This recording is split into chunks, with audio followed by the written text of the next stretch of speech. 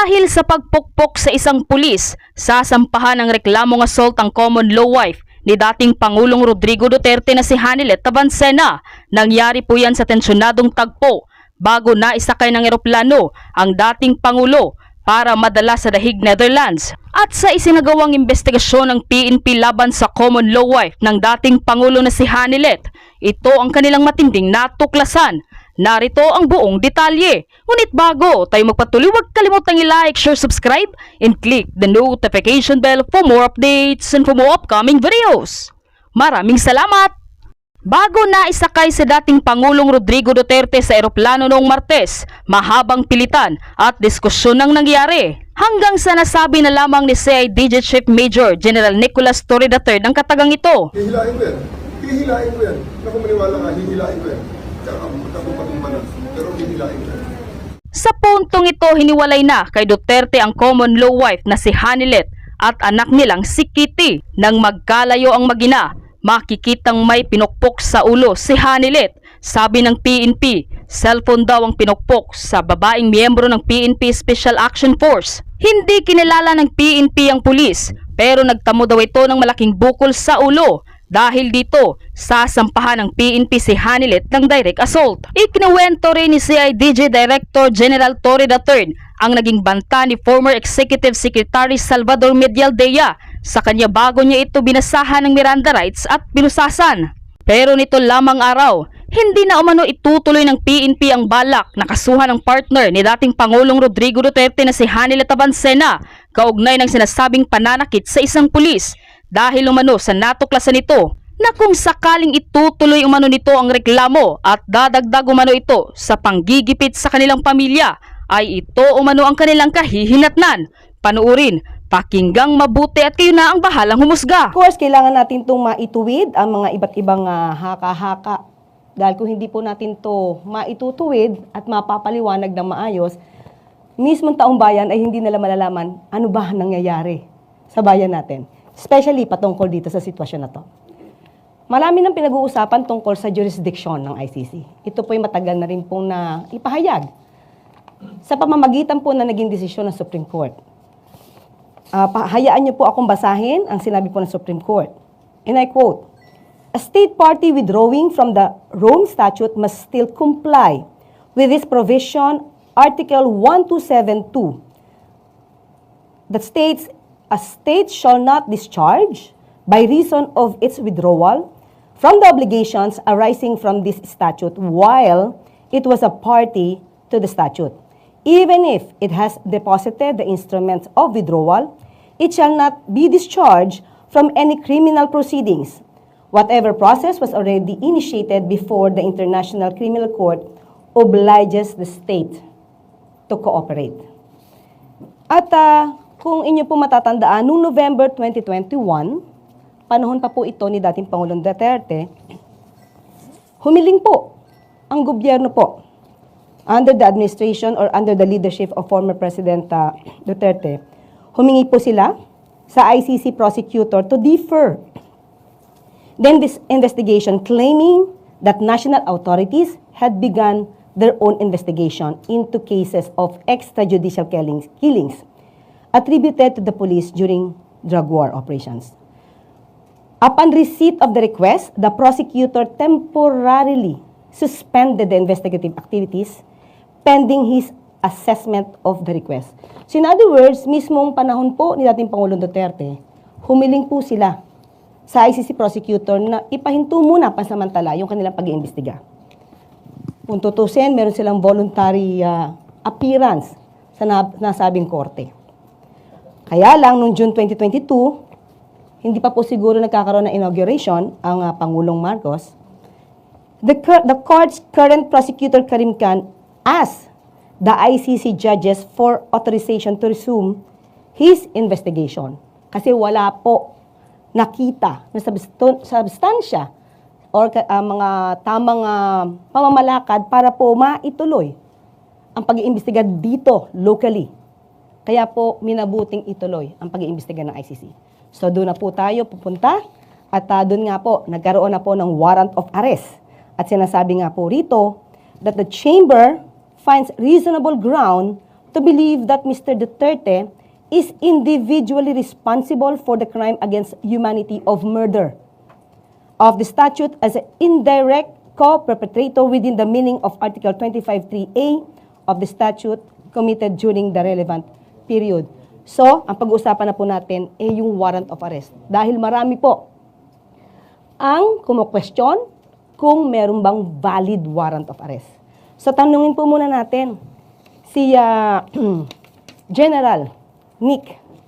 Sir, nung natanggap po ang warrant of arrest ng PCTC, ano na po ang sumunod na pangyayari na umabot na sa inyo to?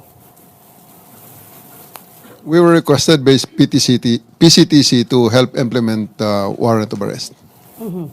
So, kanino po ito muna pinadala? Sino po yung una nakaalam na humihingi ng assistance yung PCTC? Ma'am Jean. Yes, ma'am. The Chief PNP was informed po nung request po ng PCTC for the PNP to extend police assistance po. And the Chief PNP directed po the CIDG under the leadership of General Torre to provide security assistance po sa PCTC.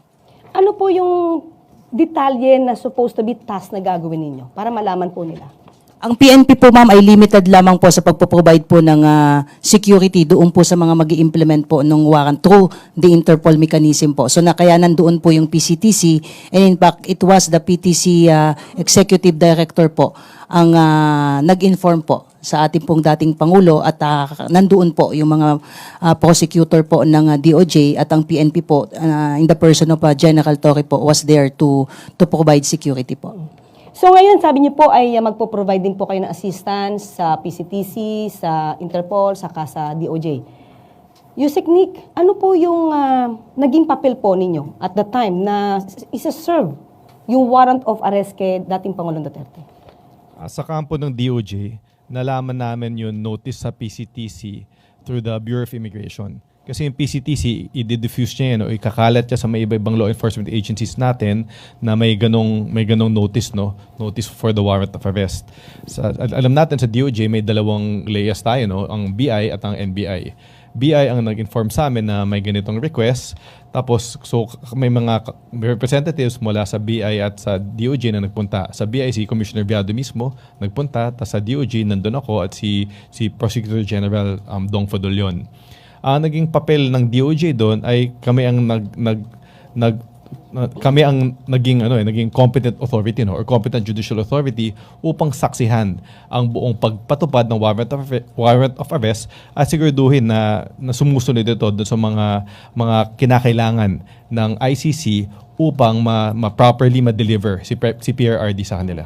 Okay. General Torre, General Nick, sinasabi kasi nila, especially, I will refer this to the situation of Attorney Bello, hindi daw niya nakita yung warrant of arrest. Ano po yung masasabi niyo doon? May violation ba doon? Dahil hindi daw niya nakita personal yung warrant of arrest. I think Attorney Bello is not in the scene during all this time, ma'am. So, talagang hindi niya makikita.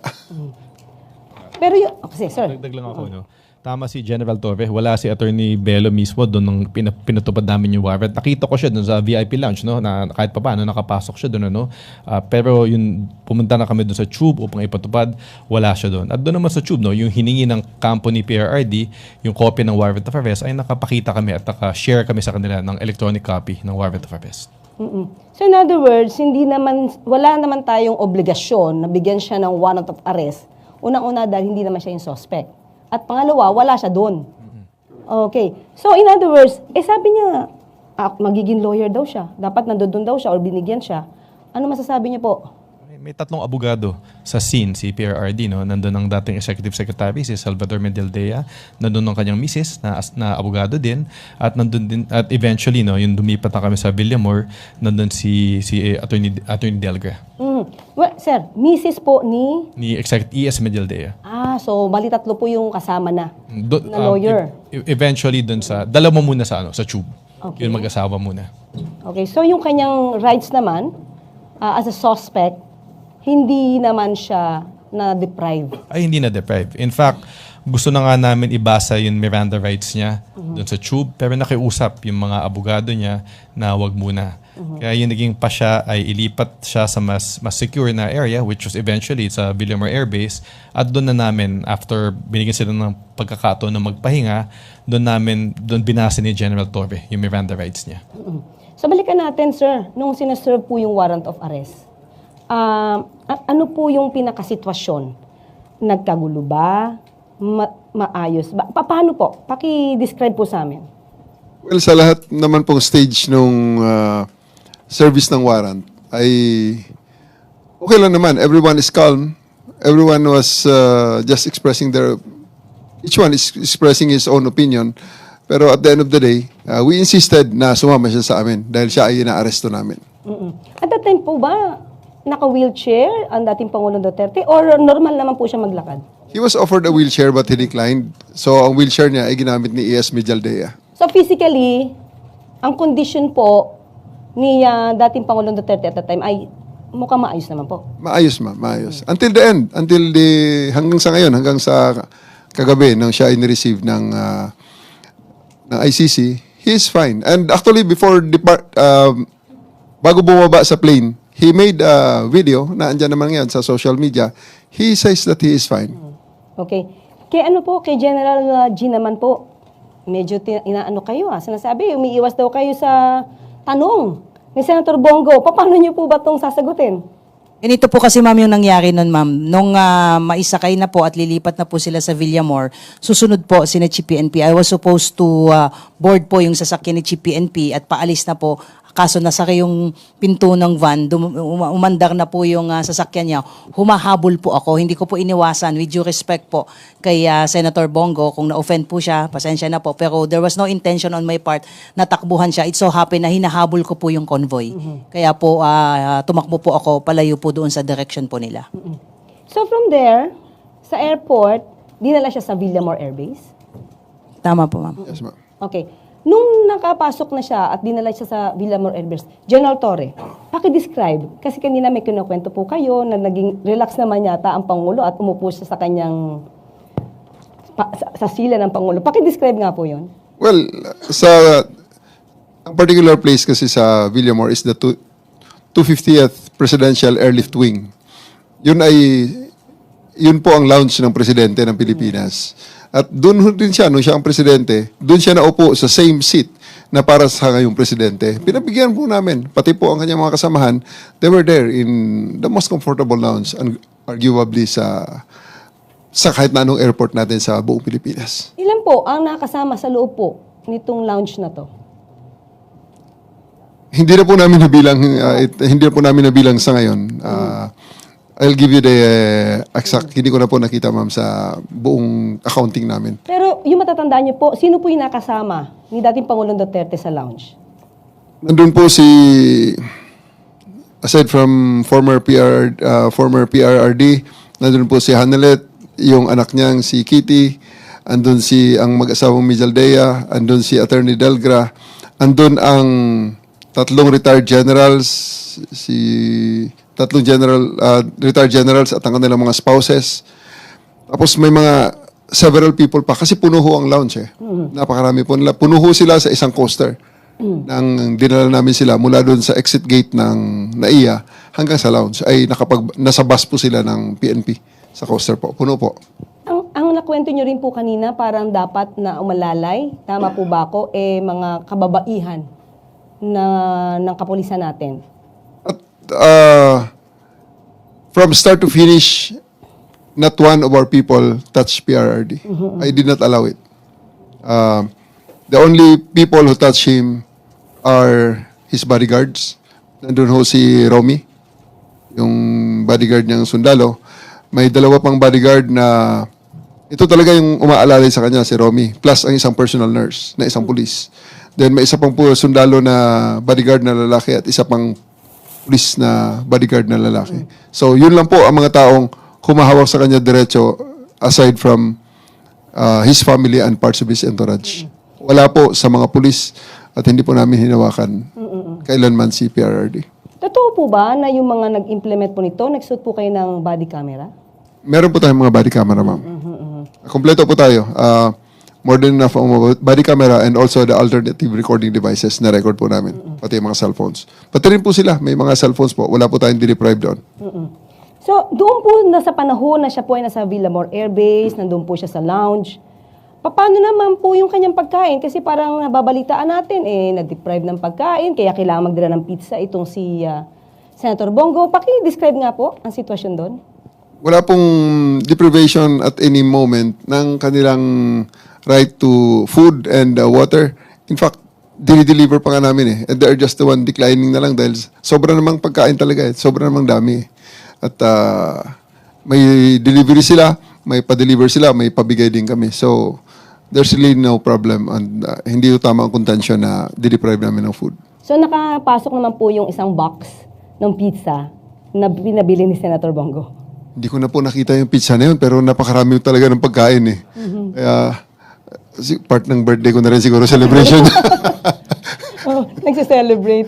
But anyway, yung naging condition po ba ni dating Pangulong Duterte? Tumaas po ba yung sugar level niya? Bumaba? Anong meron? Or wala? sa buong time po na nandun kami sa holding area, meron pong PNP doctor, dumating ang kanyang mga personal doctors, may mga nurses galing sa PNP, at dumating din ang chief ng hospital ng Villamor Air Base Hospital.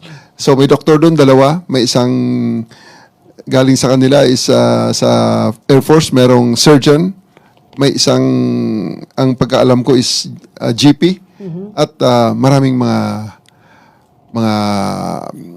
nurses. So medical personnel, pati ang kanyang personal doctor ay nakarating po. Okay. So in other words, lahat ng medical needs na kailangan ni dating Pangulong Duterte ay accessible naman sa kanya. Ma-access niya agad, makukuha niya agad kung kinakailangan. Opo. Kasi sinasabi, parang nag-oxygen na ba siya? May picture na pinakita na siya nakahiga. Ano po ba yung tubong nakalagay sa kanyang ilong? O inyo pong alam? Well, nung dumating ang time na sinabi niya na napapagod siya, gusto niyang humiga, we provided him with kasi bedroom niya rin dati yun eh. So, binigyan natin siya ng foam, bigyan natin siya ng kumot, at sinaraduhan natin, nilagyan natin ng mga blinders, yung area na pwede siya matulog. And he actually slept.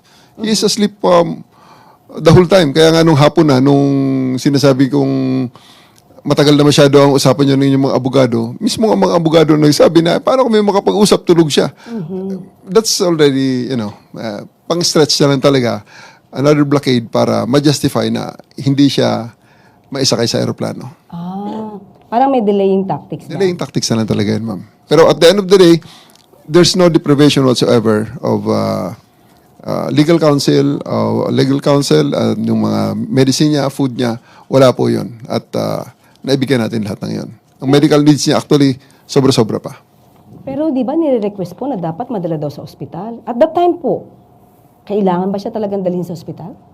Ang sagot ko po sa panahong yun, sinagot ko sa kanila regarding that matter. Sir, sa ospital, ikaw i-examine din lang ng mga doktor na ito. Ang mag-iiba lang is yung location. Pero ang gagawin sa iyo is exactly the same. Dahil andito naman lahat ng mga gamit. So, sinasabi nila kailangan na ng ECG? full check-up, ECG. Pating ECG machine, ipinasok natin doon. Pinasok ang ECG. And kaya tinanong ko nga siya, Sir, ngayong araw na to, at this point, buong Pilipinas, ang dami ng hinuli ng mga nagkasala sa batas na aresto by virtue of a warrant, warrantless arrest, at implementation ng search warrant.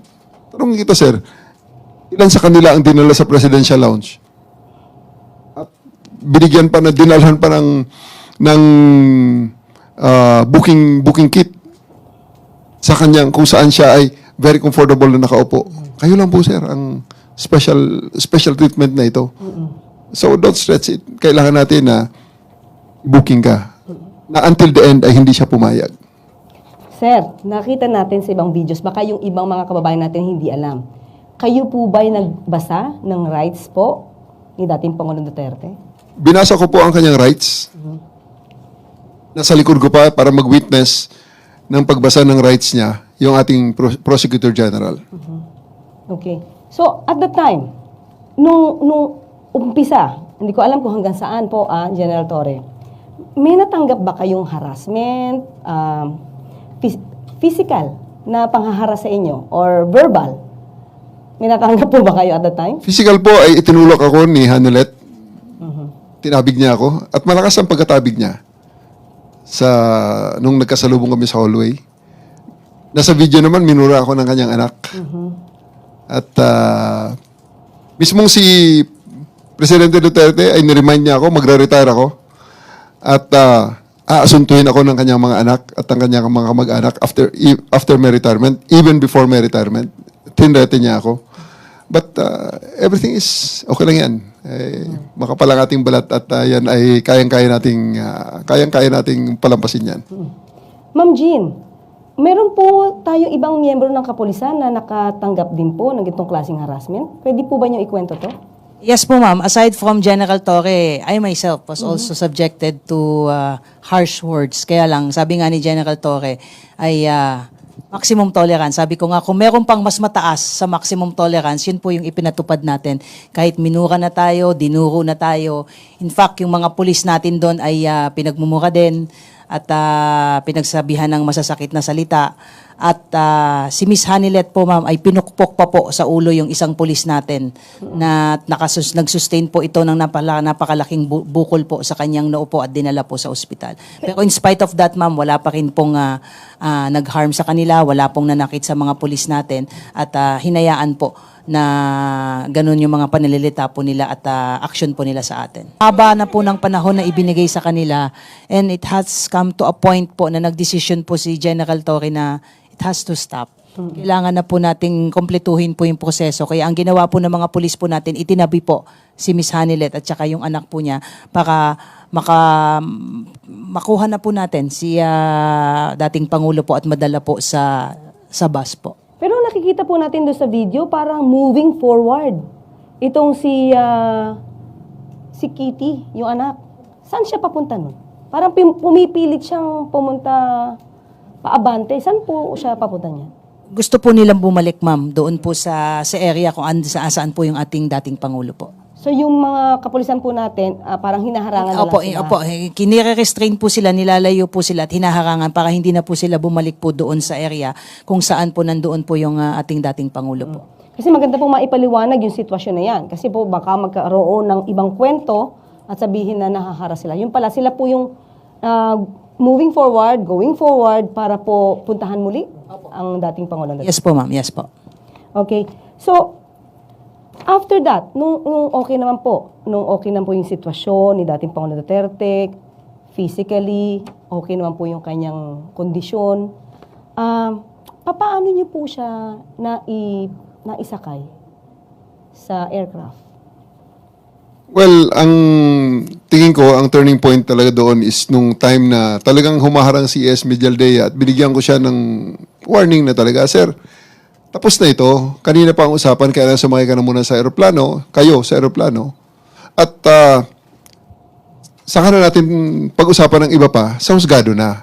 So, nag-isip si ES Medialdea, dared me to arrest him, and I did. So, binasahan ko siya ng kanyang karapatan. Ninaras ko siya for PD 1829. So, at pinusasan ko siya. Kaya nang hinila ko na siya palabas, palayo, na nakaposas, siguro nakita ni PRRD na seryoso ako. At hindi tayo patatalo. At we do believe na talagang the majesty of the law has to reign supreme. Dapat masunod ang batas. Pero sir, nakita ko po sa video, parang binabasahan niyo ba siya? Or sinasabihan niyo siya rin na kanyang rights? Winarningan ko muna si ES Medialdea, sir, pag hindi ka pa umalis dyan, hindi matatapos ito.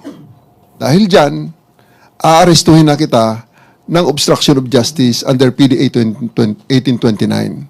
And he dared me. So, I read him his rights, and I asked him to, if he understood his rights. And when he said na-affirm niya, naintindihan niya, sir, you're under arrest for PD 1829, halika na, sir. So, pinusasan ko at inalis. Nung makita ni PRRD yun, kasi bumalik ulit ako nung inilagay ko sa bus, dala ko ulit ang posas. Sabi ko, sir, ito, kasunod, susundin ko sana si Attorney Del Gray, pero umalis naman na sila at sumama na si PRRD. So in other words, sir, sabi nga po ni Ma'am Jean, maximum tolerance yung ginawa nyo. So ilang oras po ba at nagtagal po talaga yung pagsampa sa kanya? Pagdala sa eroplano po ni dating Pangulong Duterte? 12 hours, ma'am. 12 hours. Ganon din kayo katyaga. Ganon din katyaga ang miyembro ng kapulisan. Sabi ni General Fardo nga, ma'am, more than the maximum of the maximum tolerance. Okay. So, nung naisampa na, sabi po, ito po isang sandwich lang daw ang pinakain sa dating Pangulong Duterte habang nasa biyahe. Palagay ko, ma'am, babawiin na nila yan. Nung pag maalala nila na marami palang cellphone video doon. Kasi sa totoo pati sa aeroplano, may video na kumakain talaga si former PRRD ng full meal. Full meal talaga. Babawiin nila yan, ma'am. So, in other words, yung mga ganitong klase mga naratibo, ano to, para maging negatibo lang ang pagpapa-implement ng warrant of arrest, saka yung the whole operation? Wala na akong makitang ibang rason, ma'am, para ilabas nila yan. Pero at the end of the day, it will be their word against our cellphone videos. And at the same time, sabi nyo nga po kanina, maganda naman ang kondisyon ni dating Pangulong Duterte, nakarating na po sa Netherlands. Kaya nga, ma'am, so we have now the benefit of a 2020 hindsight. Mismo ang doktor doon ng ICC ang nagsasabi na is fit and he's okay. And siya mismo, bago siya bumaba sa aeroplano, gumawa siya ng video, pinadala niya sa pamilya niya, at ipinost ng pamilya niya, sinasabi, I'm okay. Ilan po pala yung kasama ni dating Pangulong Duterte sa kanyang trip? Ang kasama po niya, ma'am, yung kanyang close-in security, yung kanya pong personal nurse, si Attorney Miljaldia. Sa part, ma'am, ng government mo ay may dalawang doktor po na kasama, dalawang CADG po, at yung representative po ng PCTC po, mismong si Ambassador Lacanilaw po ang kasama. Teka lang po, si at that time, syempre wala namang visa. Si Attorney Medialdea or ES, former ES. Paano po siyang napayagan na sumama pa kay dating Pangulong Duterte? Actually, ma'am, silang lahat walang visa. Kaya lang, tumulong po, ma'am, yung Philippine Embassy po natin sa Netherlands para i-process po yung mga karampatang visa, pati po yung kanilang mga appropriate clothings po ay pinobide po ng Philippine Embassy dahil malamig po doon. So pagdating po nila doon, inasikaso po kaagad sila ng kanilang pangangailangan po, including po yung pag-process po ng mga temporary visa po nila. Yung Philippine Embassy po natin ang tumulong doon. Okay, so maski na si ES po, meron siyang na-provide po siya ng mga tamang kasuotan dahil nga sa napakalamig na klima. Lahat po sila, ma'am. Yes, General. We will release the pictures pala, ma'am, sa inyo. Pati toothbrush, toothpaste, at mouthwash meron. Ayan. Ayan. So, wag po tayo maniwala doon sa mga sinasabi na na-deprive po ang dating Pangulong Duterte ng kanyang mga karapatan dahil ang bansa mismo, ang gobyerno po natin ay tumulong po sa kanila. Okay, balik naman po ngayon tayo kay Yusek Nikki. Yusek Nikki, may issue. Bakit daw nag-violate ng pagpapa-implement ng Rome Statute ng Section 59? Paki-explain nga po sa taong bayan, ano ba itong sinasabi nilang Section 59 ng Rome Statute? Unang-una, isang malaking pagbabaliktad dun sa posisyon nila yan. Dahil habang pinapatupad namin yung warrant of arrest, sinasabi nila na wala na tayo sa Rome Statute, wala na tayo sa ICC, dapat hindi gamitin yung mga provision ng ICC, ng Rome Statute. Ngayon, dahil convenient, biglang ginagamit. Pero sa amin naman, may nakalagay dun sa Article 59 na dapat may competent authority, competent judicial authority na magsasabi, na magpapatunay na yung warrant, subject ng warrant of arrest ay si PRRD. Pangalawa, na yun dumaan sa proseso yung pagpatupad ng warrant of arrest sa kanya. At pangatlo, na na ginalang lahat ng mga karapatan niya habang pinapatupad yung warrant of arrest. Ang nagsilbi bilang competent authority dito ay kami, ang Department of Justice. At in fact, yung Prosecutor General natin, napirmahan na niya yung certification at pinadala na natin sa ICC dahil ito ay isa sa kanilang mga requirements bago ma-turn over si PRRD sa kanila. Sa atin, may masama ba na ang DOJ ang nagsilbi bilang competent judicial authority? Walang masama doon. Kasi unang-una, ang DOJ ay may quasi-judicial functions naman yan. At isa sa mga quasi-judicial functions ng DOJ ay sabihin, ay i-determine na kung isang arrest ay valid, magandang halimbawa dyan ay tuwing kami nagko-conduct ng mga inquest, tuwing nagko-conduct ng inquest sa mga fiscal natin, ang unang-unang ginagawa nila bago pa pagpasya, no, kung ipapasagutin yung respondent, ay alamin muna kung valid yung pag-implement ng warrantless arrest. So ito, walang bago dito. Ginagawa talaga ng mga fiscal natin to na sabihin kung tama ang pag-implement ng isang arrest sa tao. So, anong ginamit? Okay, sabi nga natin, hindi na tayo yung miyembro ng Rome Statute. Ano po, in particular, yung ginamit natin na batas para po maging legal po ang pagsisilbi po ng warrant of arrest kay dating Pangulong Duterte? Bukod dun sa ating pagiging member ng Interpol, no, na yun yung kumbaga naging entry point natin for implementing this warrant of arrest, yung isang batas na ginagamit natin ay yung Republic Act 9851. Ito yung act that punishes crimes against international humanitarian law. Kung titingnan nyo tong batas na to, halos katumbas ito ng Rome Statute. Yung mga krimen na pinaparusahan sa batas na to ay yung mga krimen din na pinaparusahan sa Rome Statute. Halimbawa, yung war crimes, yung genocide, at yung crimes against humanity. Tapos kung titingnan nyo itong batas na to, may portion doon na nakalagay na ang Pilipinas ay may option. Pwede niyang investigahin at i-prosecute ang mga krimen dito sa IHL tulad ng crimes against humanity, or pwede niyang ipaubaya sa foreign tribunal kung may kaso na nangyayari. At kung ipapaubaya man niya sa ibang korte, ang pwede niyang gawin ay pwede niyang i-deliver or i-surrender yung akusado dun sa korte na yun. At yun ang ginawa natin dito. Pero sabi niyo nga po, para hindi magkaroon ng question, you still complied. Although hindi tayo dapat nagko-comply kasi hindi tayo miyembro. Hindi na dapat. Still complied too, para magkaroon ng substantial compliance. Kasi procedure na lang yan. Hindi na yan substantive issue, it's a procedural issue na kung para tanggapin ng ICC CPRRD, kailangan may competent judicial authority na magpatunay na nasundan yung mga tatlong gusto nila. No? At kami, ang DOJ, kami ang nagsilbing bilang competent judicial authority. Ayan. So maliwanag na po kasi nagkakaroon po ng issue, dapat daw po ay ma-consider na illegal yung pagsisilbi ng warrant of arrest dahil hindi nga daw po nag-comply dun sa Rome Statute na Section 59. Pero pinaliwanag nga po ni Yusek Nikki na may substantial compliance and at the same time, ang ginamit po nating batas ay ang RA 9851. Okay? So, may mga katanungan pa rin po sa inyo. O nang una, okay? Mula kay Ivan Alvarez ng UNTV. Yung umiikot sa social media na bagsak ang moral ng mga polis. General Torre, totoo po ba to? I would refer you to Jean. Ipasa kita kay Jean kasi siya talaga ang kasama ng mga sinasabi lang umiyak na pulis. Ayan.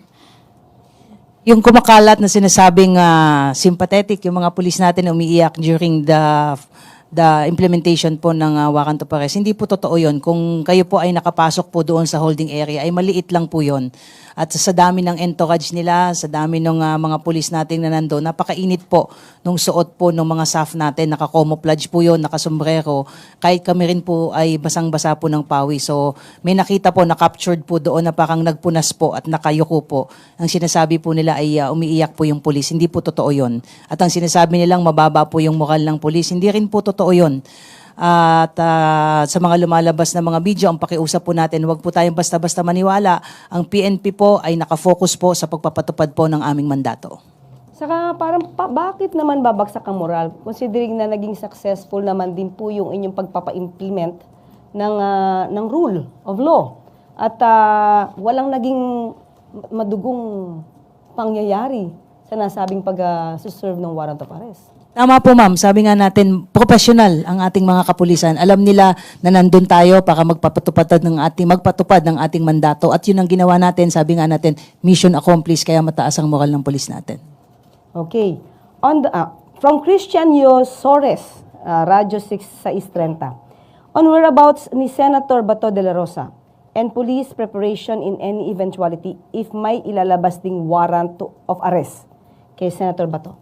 Yusek. Nasaan daw ba si Senator Bato? Parang nagparamdaman. Nakita ko naman may social media post siya na sinasabi niya di siya nagtatago. At hintayin na lang natin kung sakaling lumabas man, ayoko naman pangunahan natin yung ICC, no? Pero meron na tayong modelo, no? Upang kung paano natin ipapatupad yung warrant of arrest laban sa kung sino man akusado po doon na magkakaroon ng warrant of arrest. Pero parang pinahayag rin niya na willing naman yata siya sumama kay dating Pangulong Duterte. Okay, ito po ang tanong. How true that Senator Bato de la Rosa and retired Police Chief Oscar Albayalde could be the next to receive arrest warrants from the International Criminal Court for crimes against humanity regarding the roles in the previous administration's war on drugs? You say? Hindi kami privy kung sino talaga yung kung anong status ng investigation sa ICC, but ang alam lang namin, nabibig namin sa mga bali-balita, nakasama sila sa mga ina-investiga. Kaya yun na lang, abangan lang natin kung magkakaroon man ng warrant of arrest laban sa kanila. May tanong dito pero parang nasagot na po ni General Torre. In a video posted by former President Duterte's daughter, Kitty Duterte, minura po kayo while performing your duty. May additional pa po ba kayong response? Yes lang yun, ma'am. Kaya nating palampasin yan. Okay, thank you. And how do you receive, or rather perceive this action, and what's the step will you take in response? I think kaugnay ito doon sa isang question. Bukod kay dating Pangulong Duterte and Senator Bato, ilan pang personalities, all in all, yung kasama sa arrest warrant ng ICC na ipapadaan sa Interpol? Isa lang, yung warrant na lumabas Alang. kay PRRD pa lang. So wala pang ibang Wala pang natatanggap iba. na Wala. Pero communication? kung titingnan natin yung warrant, may nakalagay doon may language doon. Nalimutan ko lang kung yung exact language na may mga other individuals na ina-investigan. Oh, are you closely monitoring any movement amid any possible attempt to create a scenario similar to that of people power? How do we deal about that? General Well, Torre. Kaya na. At may directive naman sa amin. Okay. All the scenarios are taken care of at hindi man nagpapabaya ang PNP regarding that matter. May mga official pronouncements na dyan si General Fardo. General Pardo. Ang PNP naman po ma'am ay laging nagme-maintain ng proactive measures po natin at kung meron mga nagpapahayag po ng kanilang mga saloobin dito sa mga pangyayari po, kakapatan po nila yan. Yan po yung tinatawag nating freedom of expression po nila. Pero hindi po lahat ng freedom ay absolute po yan. Ang PNP po ay tinitignan po at minomonitor po yan at nakahanda po tayo sa anuman pong mga mangyayari po at wag po nating sasabihin na may mga lumalabas po kasi ngayon ma'am na pinipigilan po sila. Hindi po, in fact, nagmo-monitor lang po tayo as part po ng ating security monitoring at yung ating pong na mga nakikita po ngayon ng mga movement po ng police ay inire-relate po nila dyan. Pero sinasabi ko nga po is continuing po ma'am yung ating security preparation for election. So may mga nakikita po tayo mga simulation exercise. Yun lamang po ay bahagi po ng ating patuloy na paghahanda po para sa nalalapit po na election. Yeah. May kasunod po akong tanong, General Archin. There are infos na may sundalo, police na nag-resign because of former President's arrest. Former President Duterte's arrest. Fake news ba ito, ma'am? May mga nakita na po tayo ma'am na fake news po. May nakita na po ang ACG na gumagamit po at nagpapakita at nagpapakilalang mga pulis at sinasabi nag-resign. Nagtanong na po tayo sa personal po natin. Wala pa naman po tayong nare-receive na anumang official communication na advising the PNP na mag-resign po sila. So wag po tayong basta-basta maniwala po sa mga misinformation at disinformation. At ang sabi po ng ating Chief PNP kanina ay wala po tayong planong disiplinahin itong mga supposedly mga pulis. Ang sinabi lang po niya ay very clear kanina. Let us just remind our PNP personnel na sila ay membro ng PNP bagamat nire-respeto natin yung kanilang mga religious and political beliefs pero hanggang nasa PNP po tayo ay dapat po ay sumunod po tayo doon sa mga pinatutupad po nating mga ethical standard, norms and policy po with respect po doon sa ating mga personal sentiments dahil meron naman po tayong umiiral na mga grievance mechanism na po pwede po nilang dalihin po doon. But for as long as they are members of the PNP, ay meron po tayong mga dapat pong i-observe na mga protocol with respect sa airing po ng ating mga personal sentiments po. Well, anyway, maliban dyan, maski na naman po ang Supreme Court mukhang naging biktima po ng fake news. Dahil may lumabas po na nag-issue nga daw po ang Supreme Court ng TRO. At mismo si Senatoriable Attorney Lambino ang nagpahayag nito sa isang video. I hope hindi naman yun AI generated. So, nakarating po ba itong fake news na ito na meron TRO, General Torre, at the time? Yes po. Nung gabi pa lang, sa aeroplano pa lang, yun na ang sinasabi ni Attorney Vijaldea na may lumabas ng TRO kaya hindi na dapat lumipad ng aeroplano. Kayo po, Yusek, nakarating din po sa inyo to? Yes, magkasama naman kami dun sa Villamor at narinig namin yun. Sakto na malapit talaga lumipad. Tapos dun kumalat yung balita na may TRO. Well, anyway, napatunayan po natin na hindi po totoo yun dahil naglabas po ng statement ng Supreme Court. Actually, meron ng ruling na denied ang TRO na ito. Okay? So, yun po. Meron po ba muna? Unahin ko na po muna, ladies first. Si General Jean Fajardo, meron pa po ba kayo nais na idagdag sa inyong mga sasabihin o sa taong bayan? Yes ma'am, sa ating pong mga kababayan na nanonood po at nakikinig sa atin ngayon, ang lagi po nating sasabihin na ang PNP po ay isang profesional na organisasyon. Nakatutok po tayo sa ating mga mandato at asahan niyo po na laging nakahanda po ang PNP na ipatupad po ang batas. Okay. And Yusek Nikki, ano pong nais niyo pa pong idagdag kung meron? Nasabi na naman namin dun sa press release namin kahapon at nandun sa certification na linabas ng Prosecutor General. Ang tungkulin ng DOJ sa buong pagpatupad ng warrant of arrest na to ay patibayan na yung pagpatupad ng warrant ay dumaan dun sa tamang proseso. Tatlong bagay yung importante na si PRRD mismo yung inaresto, ginalang yung kanyang karapatan habang inaaresto siya at dumaan sa tamang proseso yung aresto. At kami pinapatunayan namin yan at hindi lang naman salita to eh. May kita talaga natin sa mga video na talaga maximum tolerance ang ating pamahalaan. Binigay lahat ng mga naayon sa kampo ni PRRD habang pinapatupad yung warrant of arrest at walang nasaktan. Ginalang talaga sila through this entire process. Of course, thank you po. And the birthday boy, General Nick Torre. Maraming salamat po, ma'am, at maraming salamat sa suporta ng ating mga kababayan. I just would like to reiterate that I don't find joy in doing these difficult jobs. Una-una, sayang naman yung handa ko ng birthday ko. So, gusto ko lang i-emphasize na hindi ko to ginagawa para sa personal aggrandizement o kung ano pa man. Kundi ito ay ginagawa natin dahil ito ay trabaho natin, especially that I'm the chief of the Criminal Investigation and Detection Group. This is something that has to be done para magsimula ang judicial processes na nagkataon ay dito na sa ICC, an international body, na talagang kung naghahanap sila ng neutral na body para mag-decide sa mga reklamo laban kay former PRRD, ito ng ICC. Kasi ang mga tao rito ay mga foreigners. Hindi ang mga judge dito ay foreigners. Wala itong pakialam sa Pilipinas. Wala itong pakialam sa personalidad. Ang pakialam lang nito sa mga facts na ibibigay sa kanila para desisyonan nila. Gusto kong i-emphasize, ang mga judge na yan ay mga foreigner. Pero ang complainants dyan ay mga Pilipino. Ito yung mga Pilipinong nung panahon ni PRRD ay walang nakitang pag-asa sa judicial system, sa judicial processes sa bansa natin ng mga panahong yon. Kaya pumunta sila sa ICC. Kasi nakita nga nila, sitting senator and former justice secretary nakakulong eh. So, ito yung mga taong walang kakayahan na lumaban at wala na nakitang pag-asa kaya pumunta sa ICC. At gusto ko rin emphasize, hindi ito yung mga taong kayang kumuha ng serbisyo ng mga abogado di Campanilla. Ang mga abogado nila ay mga volunteer din na ang dala-dala lamang ay ang paniniwala para sa hustisya.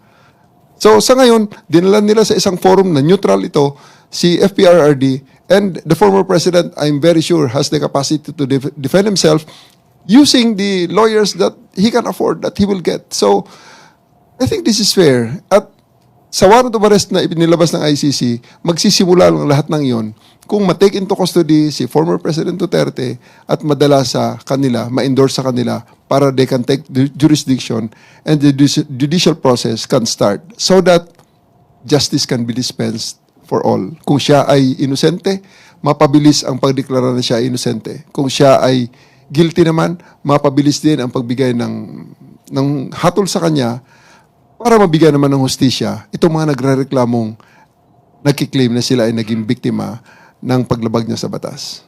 Yes. Tama po, no, General Torre. Hindi lamang po dapat natin tignan ang isang side of the story. Meron po tayong nakakalimutan yung kwento po nung di umano mga biktima ng EJK. So, tingnan po natin pareho. Wag po tayong kumampi. Alam natin na meron po kayo iniidolo, meron po kayong hinahangaan. Pero this time, dapat po hustisya po ang mag-prevail. Hustisya para sa